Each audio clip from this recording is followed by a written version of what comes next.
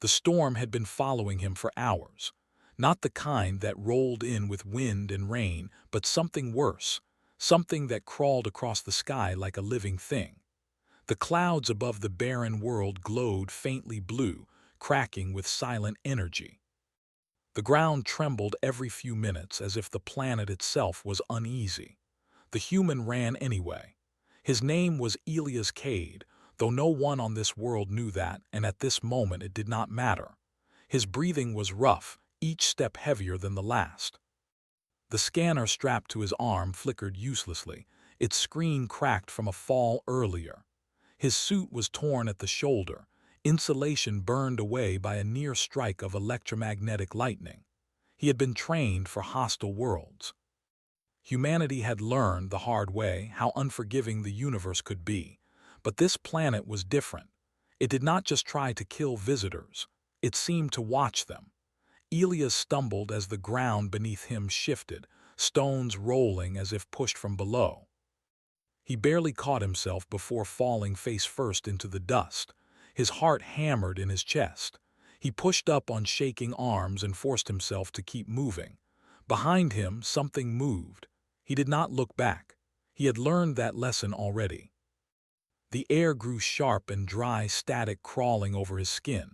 His suit's warning system chirped weakly, flashing a red symbol he already knew too well. Another surge was coming. A big one.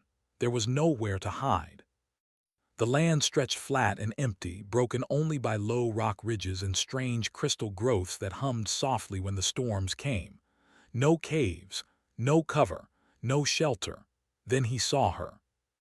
She stood near a shallow rise in the ground, tall and still, her silhouette sharp against the glowing clouds.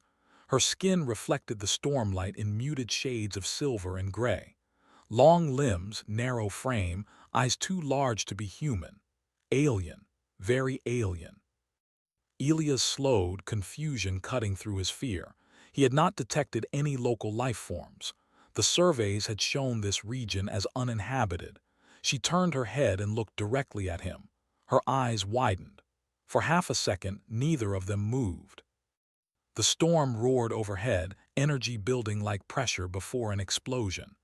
Elias opened his mouth, not sure what he meant to say. A warning, maybe, or a plea. She acted first. The alien woman rushed forward with startling speed. Before Elias could react, her hand closed around his arm. Her grip was strong, far stronger than her slim frame suggested. "What?" he started, but she cut him off with a sharp sound, not quite a word. She did not slow down. She dragged him toward the rise in the ground, her feet moving with purpose. Elias tried to pull free, panic flaring. He did not know her intentions. On a world like this, trusting an unknown alien could be as deadly as the storm itself. But then the ground opened. A section of earth slid aside, revealing a dark opening beneath. Cool air rushed up from below, carrying the smell of stone and something faintly organic. The alien pulled him down just as the sky exploded. The storm hit. Blue-white energy slammed into the surface, blasting the land where Elias had stood seconds before. The shockwave threw dust and debris into the air. The ground sealed shut above them with a heavy thud, plunging them into darkness. For a moment, there was only silence. Elias lay on his side, gasping, his heart racing. His helmet lights flickered on automatically, casting a narrow beam across smooth stone walls. The space was small but solid, carved with purpose rather than accident. A shelter. The alien woman stood a few steps away, her chest rising and falling quickly. She stared at him as if seeing him for the first time, her expression tight and conflicted. "You should not be here," she said. Her voice was low, careful. The words were clear. His translator hummed softly, struggling but succeeding.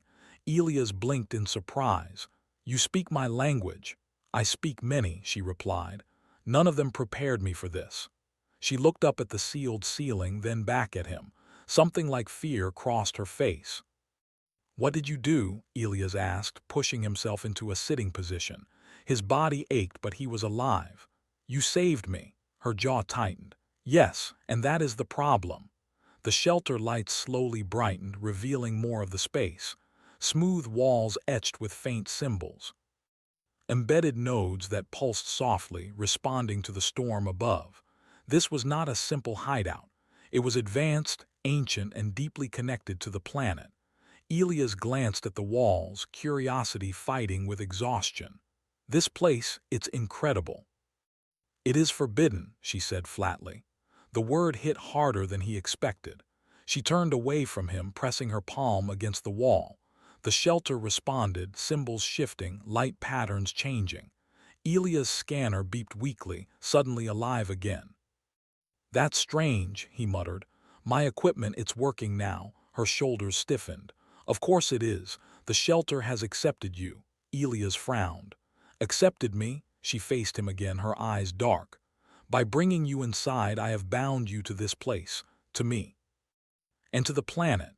A low rumble echoed through the shelter, deeper than thunder. The walls vibrated slightly. Elias swallowed. "You mean the storm?" "No," she said. "I mean the tests." Before he could ask what she meant, the floor beneath them pulsed with light. Lines spread outward from where Elias sat, glowing brighter with each second. His suit alarms flared again, this time with unfamiliar symbols. "Hey," he said, trying to stand. "I don't think it likes me." The alien woman took a step back, her face pale. "It does not like imbalance." The shelter hummed louder as if responding to her words. The light patterns shifted, forming shapes that made Elias' head ache to look at. "What imbalance?" he asked. "I was just passing through." "There is no just on this world," she replied. "Every action carries weight." The rumble grew stronger. Dust fell from the ceiling. Elias took a steadying breath. Panic would not help, it never did. Humans had survived worse by thinking, adapting, refusing to break. "Okay," he said slowly. "Then help me understand. What did saving me cost you?" She hesitated, then spoke quietly. "Shelter is sacred to my people. It is not protection. It is a promise. When I pulled you inside, I promised you survival." "That sounds like a good thing," Elias said. Her eyes met his. "The planet will demand payment." The shelter lights flared bright, almost blinding. Elias' scanner locked onto a new reading, something massive and moving above them. The storm outside changed direction. For the first time since humans had charted this world, the planet had noticed one of them, and it was not finished asking for its due. The shelter shook again, stronger this time. Elias braced himself, one hand pressed to the stone floor. The glowing lines beneath his palm pulsed like a slow heartbeat. Whatever this place was, it was alive in a way he had never experienced before. Not a machine, not a creature, something in between. The alien woman stood rigid, her hands clenched at her sides. She looked less like a rescuer now and more like someone waiting for judgment. "What kind of payment?" Elias asked, keeping his voice calm. Fear was there, deep in his chest, but he had learned long ago not to let it take control. "You said the planet will demand it. How?" She did not answer right away. Instead, she closed her eyes and took a slow breath. The shelter responded, the light dimming slightly as if listening to her. "My name is Siren," she said at last. "I am a keeper of shelter, or I was." "Was," Elias repeated. She opened her eyes and looked at him. "By bringing you here, I broke the first law of my people." Another rumble passed through the walls, almost like distant thunder. Elias shifted to his feet carefully. The floor felt solid, warm under his boots. "You saved my life. Where I come from, that's not something you get punished for." Siren gave a small, humorless smile. "On this world, survival must be earned. Shelter is not given freely. It is balance. I disrupted that balance." The shelter lights flickered, then projected faint shapes into the air. Elias recognized the pattern immediately, data visualization. His damaged scanner synced automatically, feeding him partial translations. "What is it doing?" he asked. "It is measuring us," Siren replied. "Our presence, our impact." The shapes shifted, forming two distinct clusters. One glowed steady and familiar, matching Siren's biosignature. The other flickered wildly, unstable. "That one's me," Elias said. Yes, she answered. Humans are loud. He huffed despite himself. We get that a lot. The shelter vibrated again, harder this time. A sharp tone echoed through the chamber, not painful but commanding. Siren stiffened. The first test is beginning. Elia's smile faded. Test, as in plural, she nodded once. There will be many. The wall opposite them began to change. Stone flowed like liquid, reshaping itself into an opening.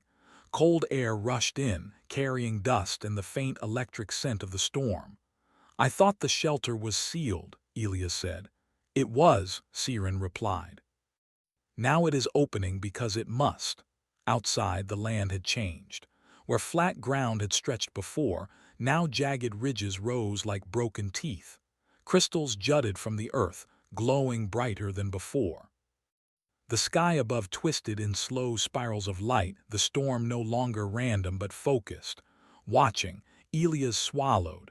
So what does the first test look like? Siren stepped forward, her movements careful. We will be separated from the shelter. What? Elias snapped. That doesn't sound like a shelter anymore. The shelter only protects those who prove they can survive beyond it, she said. Come. Reluctantly, Elias followed her out into the open. The moment his boots touched the ground, his suit flared with warnings. Gravity fluctuated slightly, pulling and releasing like an unsteady tide. The air hummed, vibrating through his bones. The shelter entrance sealed behind them with a sound like a closing vault. Great, Elias muttered. I'm officially not a fan of this planet. Siren did not respond. She was staring ahead, her eyes narrowed. Something moved among the rocks. At first, Elias thought it was just shadows. Then one of the shadows lifted itself from the ground. The creature was tall, its body formed of layered stone and crystal, joints glowing faintly. It had no face, only a smooth surface etched with symbols similar to those inside the shelter. It's a construct, Elias said softly. The planet made it. Yes, Siren replied. A warden. The warden took a step forward. The ground trembled with the movement. Elias' hand went to the tool at his belt, more habit than hope. His weapons had been designed for hostile environments, not living worlds that rewrote the rules as they went. What does it want? He asked. To observe, Siren said. To challenge, to see which of us belongs. The warden raised one arm. The crystals along its limb flared and the ground between it and the pair split open. A deep chasm formed instantly, stretching wider by the second. Elias' mind raced. Okay, so it's not trying to kill us. It's testing reaction, problem-solving, adaptability. Siren glanced at him. You understand this faster than most. Humans are good at bad situations, he said. We get a lot of practice. The chasm widened again, forcing them to retreat toward a narrow path along the rocks. Siren moved with practiced grace, clearly familiar with the terrain. Elias followed, less elegant but determined. His scanner updated constantly, feeding him data on gravity shifts, energy flows, structural weaknesses. Wait, Elias said suddenly. Stop. She froze instantly, trusting him without question. What is it? She asked. He crouched, studying the ground. The chasm isn't random. It's following energy lines like stress fractures. He tapped his scanner, projecting a faint map. If we move here, he pointed to a cluster of crystals, the ground should stabilize. Siren stared at the display. You can predict it. Not perfectly, Elias said. But enough. They moved together, stepping onto the glowing crystal cluster. The ground beneath them firmed, the chasm halting its advance. The warden paused. For the first time since it had appeared, it hesitated. Siren's breath caught. It noticed. Good, Elias said. That means it can learn. The warden lowered its arm. The crystals dimmed slightly. Slowly it stepped back, merging once more with the landscape. The ground settled. The chasm sealed itself, leaving only a faint scar. Silence fell. Siren stared at Elias as if seeing him anew. No one has ever altered a test before, he shrugged. We didn't alter it, we responded. The shelter entrance reopened behind them. They stepped inside, the stone ceiling once more. The lights inside flared brighter than before, almost warm. Elias checked his scanner. "That was the first test, right?" "Yes," Siren said slowly, "and it should have taken hours or lives." "Instead," he prompted. "Instead, the planet adjusted," she said, "because of you." The shelter hummed softly, the projected symbols shifting. New patterns appeared, more complex, more active. Elias leaned against the wall, exhaustion finally catching up to him. "So what happens now?" Siren looked up at the symbols, fear and awe mixing in her eyes. "Now the planet will ask harder questions."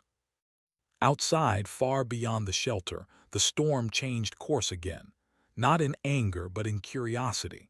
And for the first time in its long, silent existence, the world began to wonder what humanity truly was.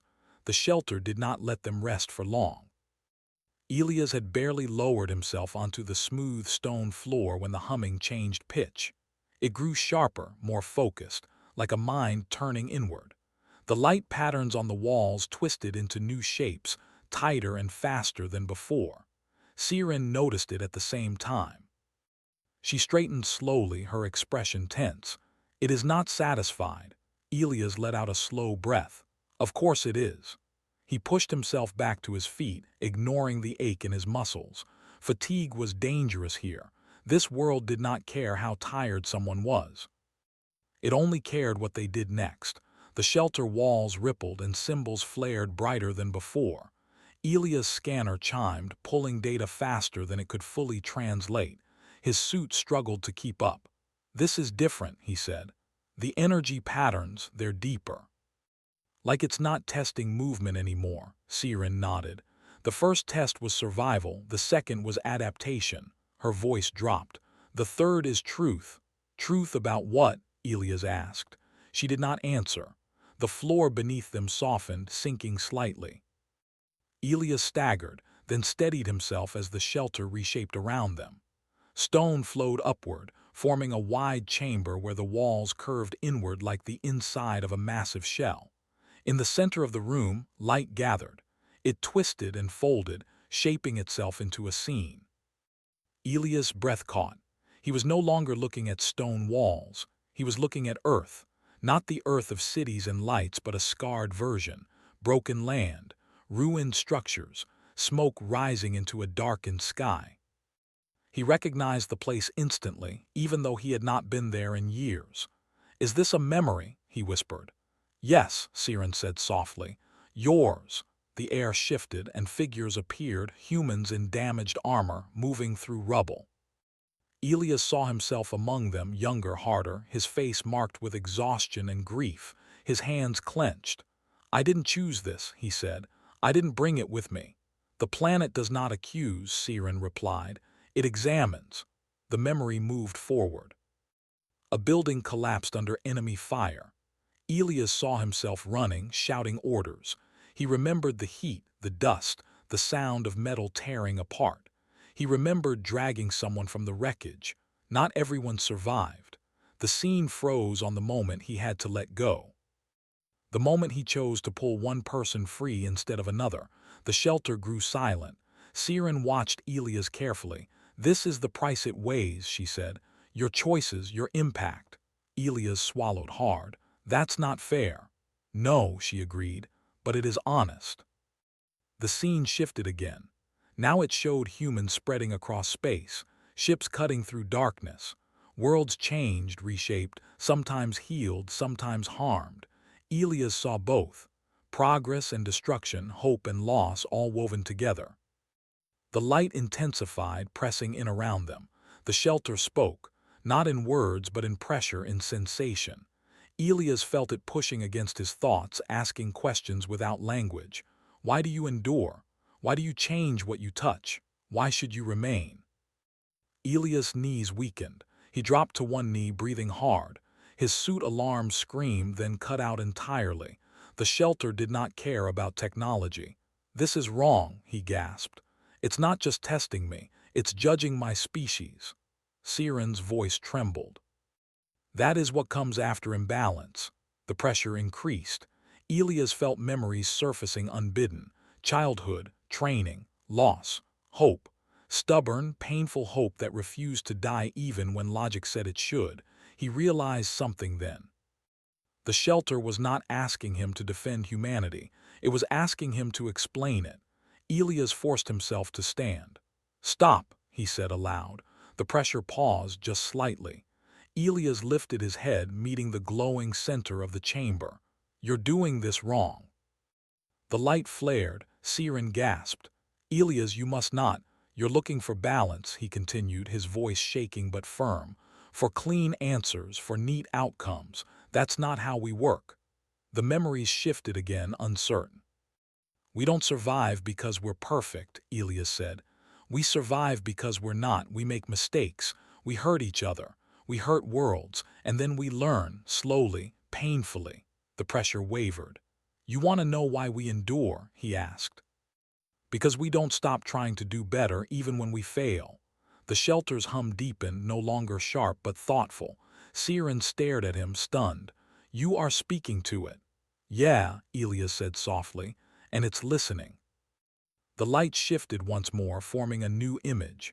This time it showed Siren. She stood in her shelter, alone, seasons passing outside. She turned away travelers, closed her doors, followed the law perfectly. The planet remained stable, balanced, unchanged. Then the image changed. It showed her dragging Elias inside. The storm, the sealed shelter, the beginning of everything. The pressure returned, focused now on her. Siren staggered, clutching her head. "No," she whispered. "This was my fault." Elias moved instantly, stepping between her and the light. "No, it was." The pressure slammed into him instead. "You chose compassion," he said. "That matters." The shelter vibrated violently. Cracks of light ran through the walls, spreading like veins.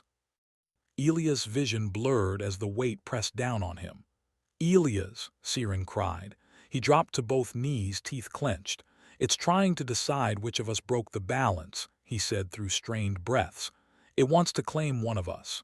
Siren's eyes widened in horror. "That is the final price." "Yeah," Elias said. "I figured." The light surged toward him. And then Elias did something the planet did not expect. He reached out, not with his hands but with intent. He opened his mind fully, not resisting the pressure, not fighting it. He let the shelter see everything: human stubbornness, fear, curiosity, kindness, destruction, repair, all of it. The full, messy truth.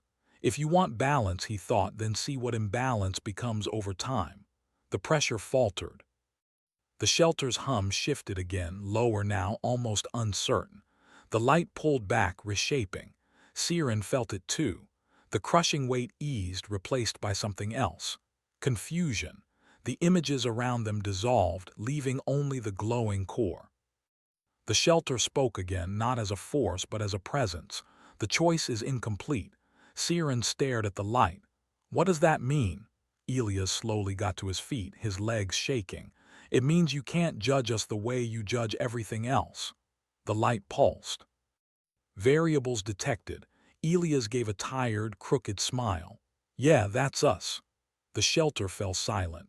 Outside, the storm paused entirely, clouds frozen in place.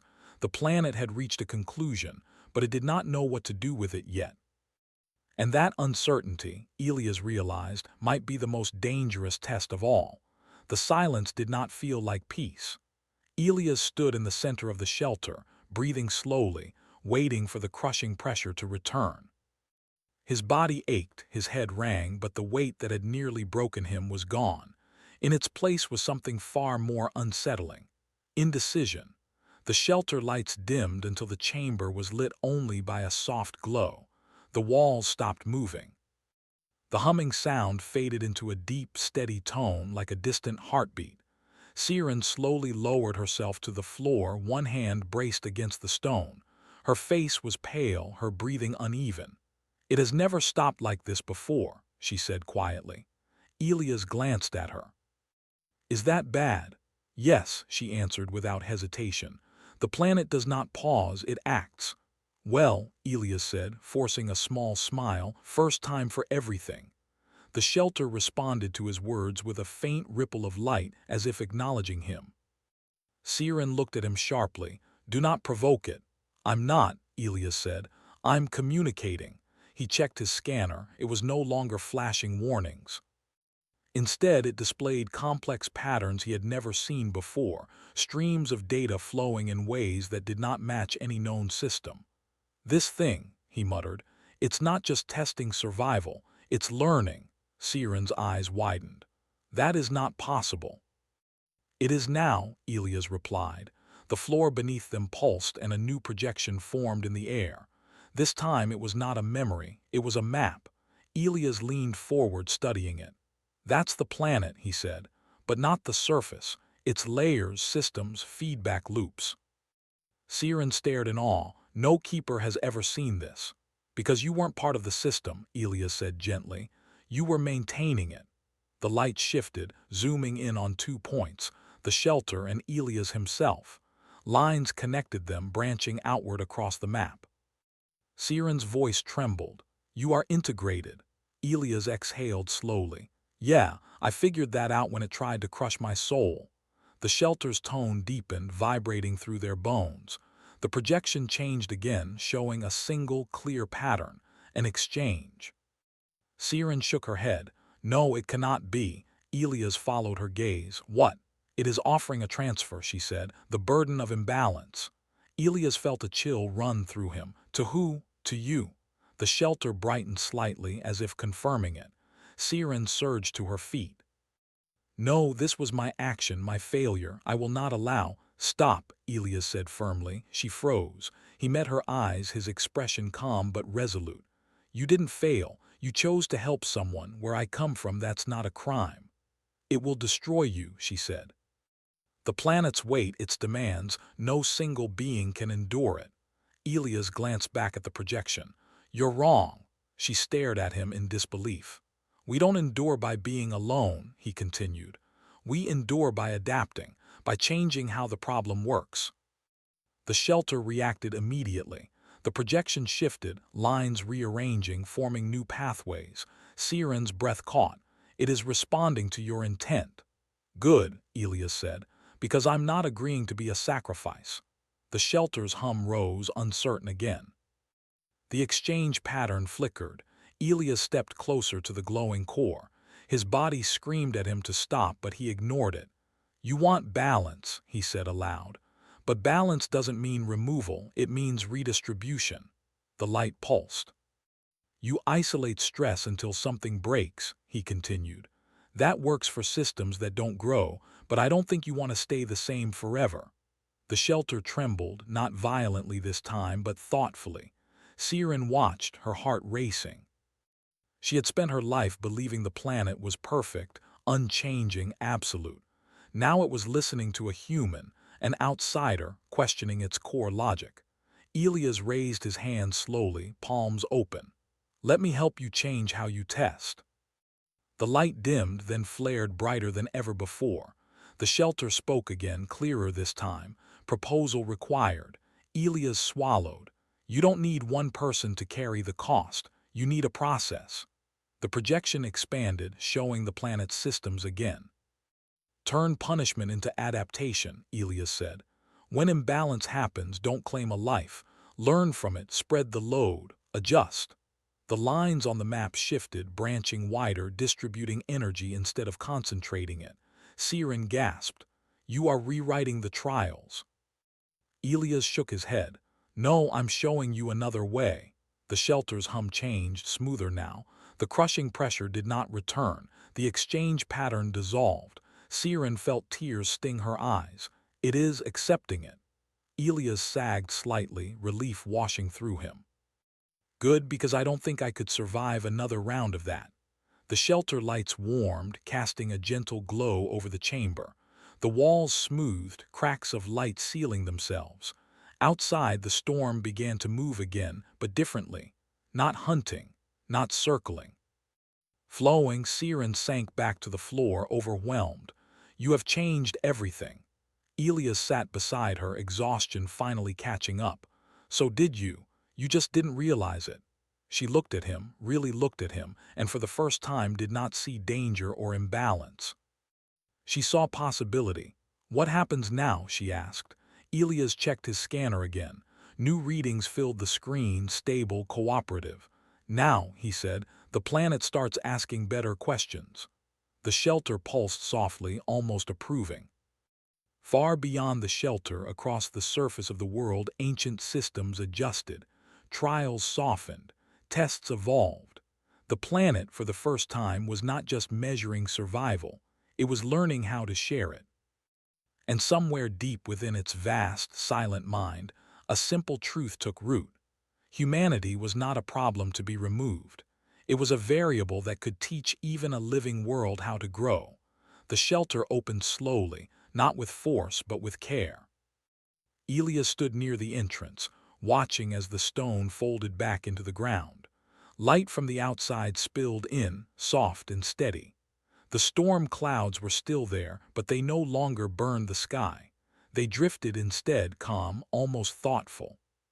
Siren stepped forward beside him. She hesitated at the threshold, her fingers brushing the edge of the shelter wall. For her entire life, this place had been sacred, unchanging, absolute. Now it felt different, alive in a new way. "It has never opened like this," she said quietly. Elias nodded. "It's not pushing us out."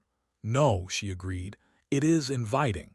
They stepped outside together. The land had changed. The jagged ridges were still there, but they no longer felt hostile. The crystals no longer hummed with threat, only with low energy, steady and controlled. The air felt lighter, easier to breathe. Elias checked his scanner. For the first time since he had landed on this world, it showed green across the board. "Well," he said, letting out a slow breath, "that's a good sign." Siren looked around in disbelief. "The trials should already be forming," she said. "The wardens should be watching." As if responding to her words, movement stirred in the distance. Elias tensed, instinctively scanning the horizon. Stone shapes rose from the ground, tall and familiar. The wardens, but they did not advance. They stood still, their crystal joints dim, their forms less rigid than before. Slowly one of them lowered itself, kneeling into the earth. Siren gasped softly. "They are yielding." Elias felt a strange tightness in his chest. "They're adapting." The ground beneath their feet pulsed gently, a sensation more like reassurance than warning. The planet was still aware of them, still watching, but not hunting. The shelter behind them shifted again, its surface smoothed, symbols fading and reforming into something simpler, clearer. Siren turned back to it, her expression unreadable. "The shelter has changed," she said. "Its designation," she closed her eyes briefly, listening to something Elias could not hear. "It is no longer a keeper's shelter," she whispered. "It is a threshold." Elias smiled faintly. "Sounds about right." She looked at him, emotion flickering across her face. "Because of you, my people's oldest law is no longer absolute." "Because of you," Elias corrected gently. "You opened the door, I just walked through it." She shook her head. "You do not understand what you have done." "Then help me," he said. "I'm human. We're bad at understanding consequences right away." Despite everything, she let out a small laugh. The ground vibrated again, but this time it was not a warning. Images formed in the air between them, visions of the planet's systems, now flowing in new patterns. Stress spread instead of concentrating. Damage repaired instead of punished. Siren watched, tears forming in her eyes. "The planet is no longer demanding a life," she said. "The final price has been forgiven." Elias exhaled slowly. He had not realized how tightly he had been holding himself together until that moment. "So no one has to be claimed," he said. "No," she replied, "but something else is required." He frowned. "I knew it wouldn't be that easy." The image shifted, focusing on Elias, on his ship, still resting where it had crash-landed far beyond the ridges, on the stars above. Siren turned to him, her voice soft but steady. "The planet has marked you." Elias raised an eyebrow. "Marked how?" "It has recognized humanity," she said, "as a catalyst, a species capable of altering closed systems." He considered that. "That sounds dangerous." "It is," she said honestly, "to worlds that do not wish to change." The image expanded, showing distant stars, faint points of light beyond this system. The planet will allow you to leave, Siren continued, but it asks something in return. Elias crossed his arms. Let me guess, you want humans to stay away? No, she said, the opposite. He looked at her sharply. It wants humanity to be known, she said, not as conquerors, not as disruptors, but as teachers. Elias let out a quiet laugh. We're really not qualified for that. Neither was the planet, Siren replied. Yet it learned. Silence stretched between them as Elias looked up at the sky. He thought of Earth, of humanity's history, of all the mistakes, the scars, the stubborn refusal to stop reaching outward. We don't always get it right, he said. Siren met his gaze. Neither do we. That is why this matters. The shelter pulsed softly, almost like a heartbeat. Elias nodded slowly. Okay, he said. I'll tell them. I don't know who will listen, but I'll try. That seemed to be enough. The images faded. The ground settled. The planet's presence eased, no longer pressing but aware. Siren straightened, a weight lifting from her posture. My role as keeper is over, she said, but something new is beginning. What will you do? Elias asked. She looked out across the land, no longer forbidden, no longer fixed. I will guide others, she said, not to obey the planet, but to understand it. Elias smiled. Sounds like a good job.